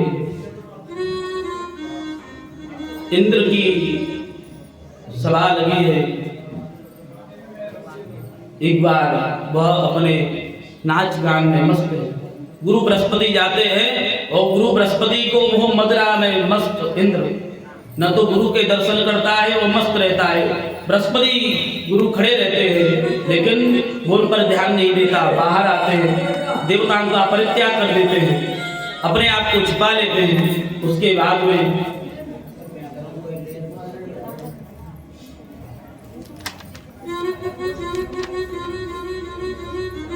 बोली भक्तवत्सल भगवान की। त्वष्टा मुनि के जो पुत्र हैं ब्रह्मा जी के कहने पर उन्होंने कहा कोई बात नहीं, गुरु का परित्याग कर दिया है गुरु ने आपका, तो त्वष्टा मुनि के जो पुत्र विश्वदेव हैं उनको गुरु बनाया है और उनकी जो माता है वो दैत्य कुल से, तो वो यज्ञ देवताओं के लिए भी कराते हैं लेकिन एक भाग वो दैत्यों को भी देते हैं। जब इंद्र को पता चला है तो विश्व रूप के जो 3 मुख हैं तीनों को काट देते हैं, तो ब्रह्म हत्या लग जाती है। जब उनके पिता त्वष्टा मुनि को पता रहती है तो महाराज वो क्रोध में जो यज्ञ करते हैं, क्रोध में यज्ञ करने का फल क्या होता है, यज्ञ कर रहे हैं वो इंद्र को मारने के लिए ऐसा पुत्र उत्पन्न हो, लेकिन क्रोध के समय उन्होंने श्रीमद नारायण प्रसाद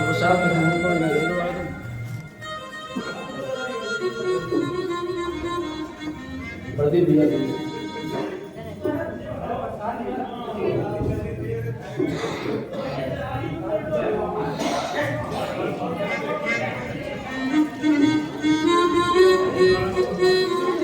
प्रदीप भैया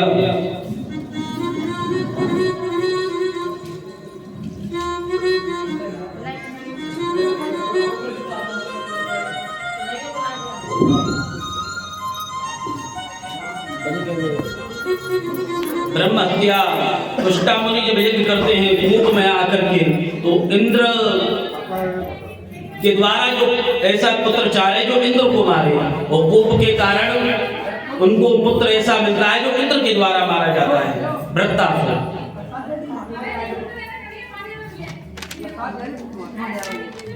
जो ब्रह्म हत्या है वो 4 जगह बांटी गई है, पृथ्वी को, वृक्षों को, स्त्री को और जग को, और सबको वरदान दिया है। पृथ्वी को भी वरदान दिया है कि आपके गर्भ में अगर कोई गड्ढा भी हो जाएगा तो सुबह आने पर वो समतल हो जाएगा, और वृक्षों को भी वरदान दिया है। वृक्षों की जो ब्रह्म हत्या होती है वो क्या होती है, गोंद के रूप में। अब ये बताओ गोंद के लड्डू किस किस ने खाए, कौन कौन खाता है गोंद के लड्डू? जो लोग खाते हैं आज की बात बंद कर दो, क्योंकि वृक्षों को जो ब्रह्म हत्या लगी है वो ब्रह्म हत्या गोंद के रूप में लगी है। अभी तक खाओ हो भैया, क्षमा भगवान से मांगो। गोंद के लड्डू सिरसागर में बहुत मिलते हैं, सिरसागर में फेमस है। अब उनका त्याग कर दीजिए। वृक्षों को वरदान दिया है कि आप की जो जब तक भूमि में आपका जीवन रहेगा तब तक आप सुरक्षित रहेंगे। अगर भूमि पर कहीं भी उनकी जड़ हो तो पुनः चेतना आती है। स्त्रियों को जो महीने में मासिक धर्म आते हैं ये उसी ब्रह्म हत्या का परिणाम है। और जल में आपने देखा होगा, जल में भैया काई जम जाती है, वो ब्रह्म हत्या है। और ऐसे जल को नहीं पीना चाहिए जिस जल में बुदबुदे उठ रहे हों।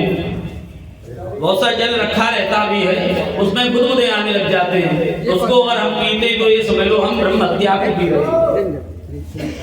वृत्तासुर का भी प्रारंभ किया है नारायणी विद्या के माध्यम से।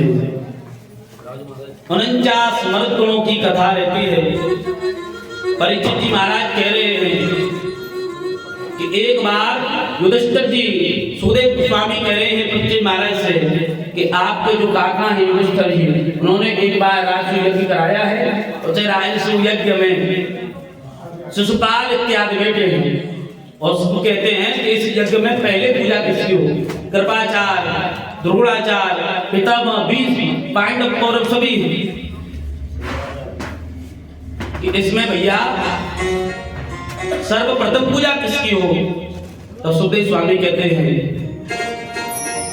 कि परीक्षित तुम्हारे जो सबसे छोटे काका हैं वो कहते हैं प्रथम पूजा कोई है तो वो गोविंद है। और जब शिशुपाल इस बात को सुनता है तो शिशुपाल आग बबूला हो जाता है, गाली देने लग जाता है। अर्जुन अपने गांडीव को उठाना चाहता है, उसी समय भगवान इशारा कर देते हैं कि ये आपके गांडीव से भी नहीं मरेगा, क्योंकि मैंने इसको एक वरदान दिया है जब तक इसकी 100 गालियां पूर्ण नहीं हो जाएंगी इसका प्राणांत नहीं हो सकता। और जब इसकी 100 गाली पूर्ण हुई है भगवान ने अपने चक्र से इसका प्राणांत किया है। बोले आनंद कंद भगवान की। हमको समय बताओ कितना हो गया?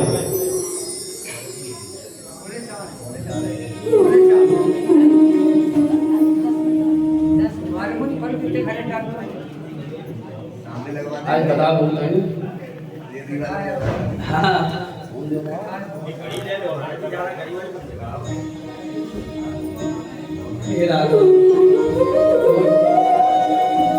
प्रदीप भैया ने लेनी पड़ी।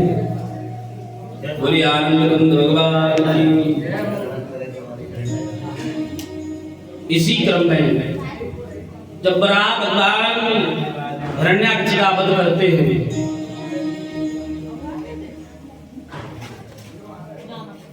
उनका भाई हिरण्यकश्यपु कल बताया था। वो हिरण्यकश्यपु कौन है? साक्षात लोभ। क्या है? लोभ। और लोभ इतना बढ़ गया उसका लोभ के ब्रह्मांड को छू गया।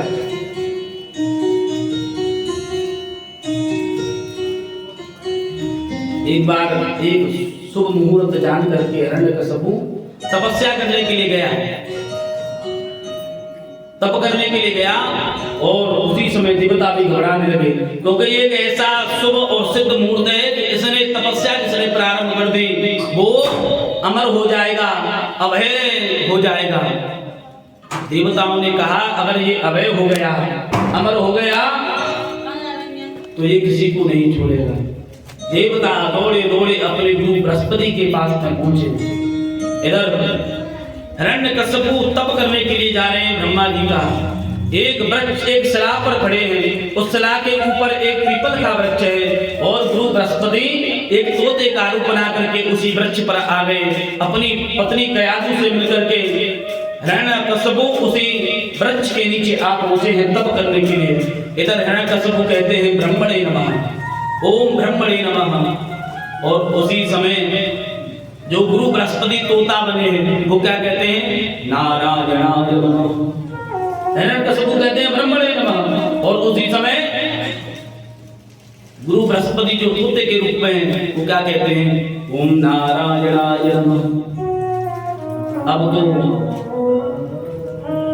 हिरण्यकशिपु ने कहा ये तो मूर्त बिगड़ गया, ये मूर्त अच्छा नहीं है। घर आ गया, पत्नी कयाधु ने पूछा क्या हुआ, आप तो तब करने गए थे। उन्होंने कहा अरे आज का मूर्त गड़बड़ हो गया। क्यों?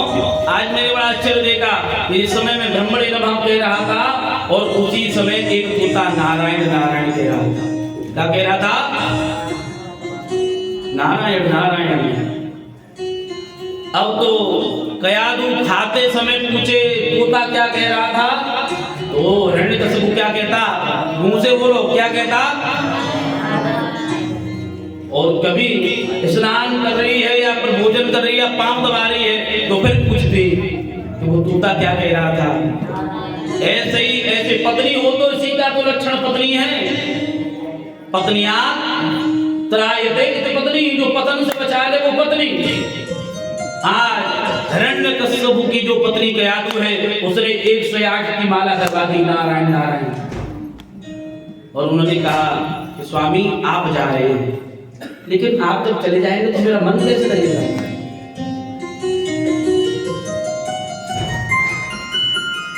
मेरा शास्त्री जी मन कैसे लगेगा। तो उन्होंने कहा आप एक काम करिए, उन दोनों का मिलन हुआ है और जिस समय उनका मिलन हो रहा है उसी समय उन्होंने पूछा अरे स्वामी वो तोता क्या कह रहा था, वो कहते नारायण नारायण। और उसी समय कयाधु का गर्भ ठहर गया और उस नाम के प्रभाव से इन कयाधु के गर्भ में भगवान के भक्त साक्षात प्रहलाद जी आएंगे। और उसके बाद में तप करने के लिए चले गए हैं, घनघोर तप किया है। एक पैर पर खड़े होकर के हिरण्यकशिपु तप कर रहे हैं। महाराज भीषण तप किया, तप के प्रभाव से पूरा शरीर पर बामी जम गई है, दीमक लग गई है। और जब उनकी ऐसी तपस्या देखी ब्रह्मदेव प्रकट हो गए। और ब्रह्मदेव प्रकट होने के बाद में अपने कमंडलू से जल लिया है और अभिमंत्र जल को जैसे उनके ऊपर डाला है तो ऐसा लगता है कि हिरण्यकशिपु अभी घर से आए हैं। हष्ट पुष्ट तन भये सुआए, मानो भय अबहि भवन से आए। वरदानों ने कहा वरदान मांगिए। उन्होंने कहा प्रभु मुझे वरदान देना है तो एक ही वरदान दे दो। क्या? ना तुम्हें दिन में मरूं ना रात में, नर से मरूं ना पशु से मरूं, ब्रह्म की बनाई सृष्टि में मैं किसी जीव जंतु से मरूं। ना तुम्हें अस्त्र से मरूं और ना मैं शस्त्र से मरूं। ब्रह्मा जी कहने लगे ये कह दो सीधे सीधे कि मैं अमर हो जाऊं। नान्या बरहि दीवाना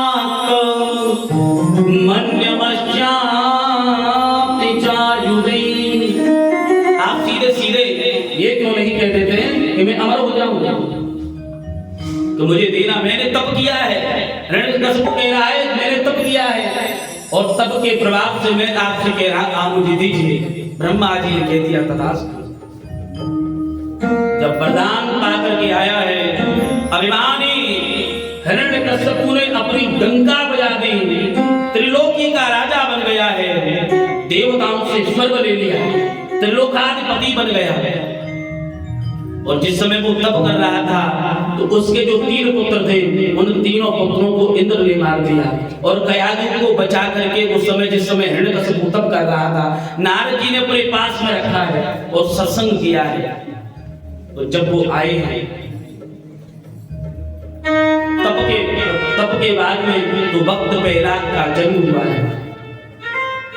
भक्त प्रहलाद का जन्म हुआ। अब हिरण्यकशिपु अपने पुत्र प्रहलाद से अधिक प्रेम करते हैं। प्रहलाद का अभिप्राय है एहलाद। प्रहलाद कहते हैं किसे? एहलाद को। एहलाद माने अंदर का जो सुख है, अंदर की जो शांति है, अंदर की जो प्रसन्नता है, उसको क्या कहते हैं? एहलाद। एहलाद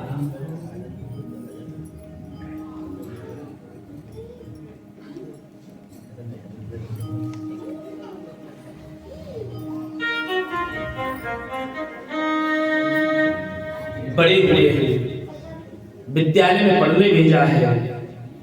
विद्यालय में पढ़ करके जब आए हैं पहली बार, क्योंकि उनका संड अमर जो शुक्राचार्य जी के पुत्र हैं उनकी देख रेख में पढ़ रहे हैं। उन्होंने 9 बातें सीखी हैं जिनको हम नवदा भक्ति कहते हैं। श्रवणम कीर्तनम विष्णु स्मरणम पाद सेवनम अर्चनम बंधनम दास्यम सत्यम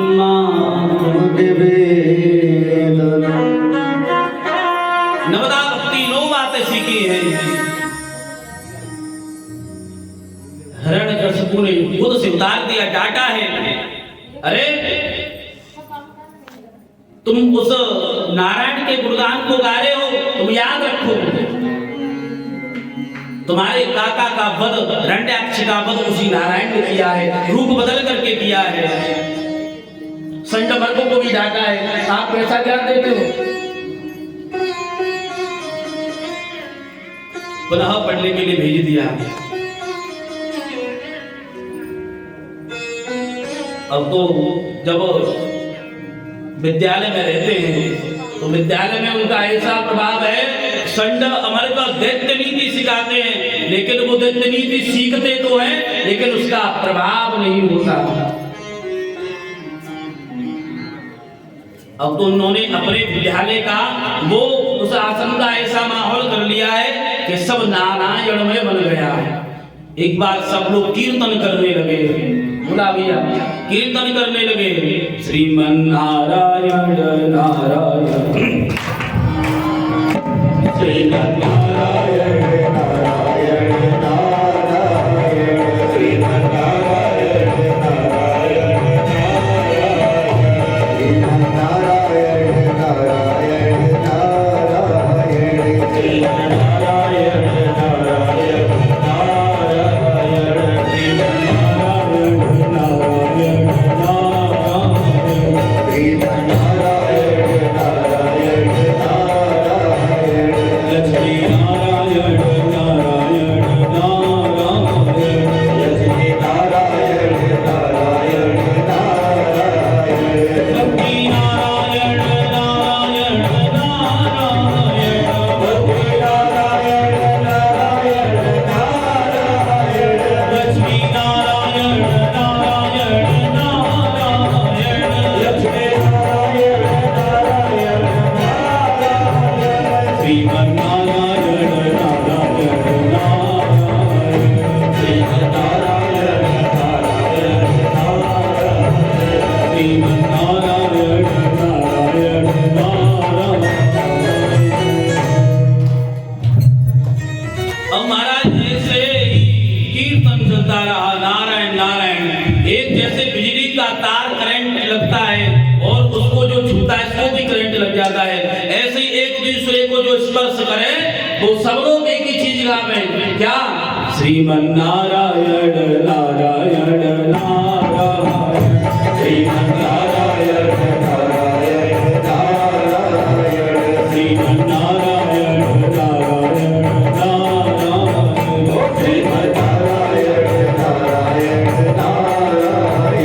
लक्ष्मी नारायण नारायण नारायण लक्ष्मी नारायण नारायण नारायण भक्ति नारायण नारायण नारायण भक्ति नारायण नारायण नारायण श्रीमन नारायण नारायण नारायण श्रीमन नारायण नारायण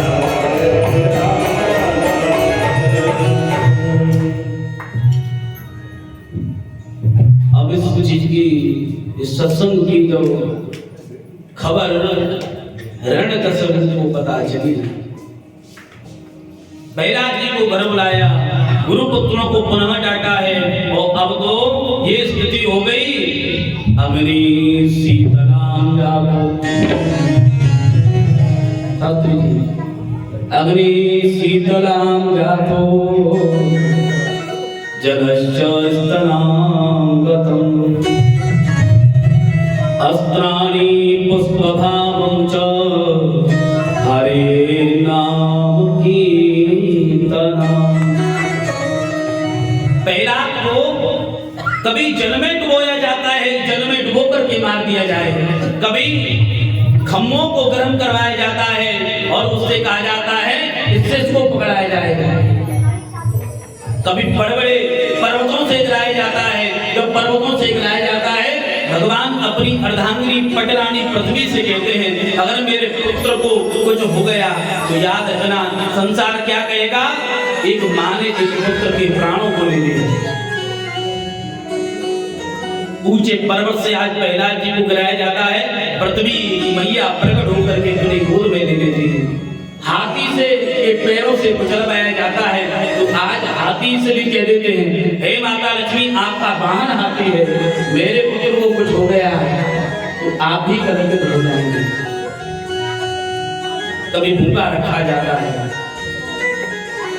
अब हिरण्यकशिपु इस बात को लेकर के उदास रहने लगे हैं। उनकी बहन आई जिसका नाम है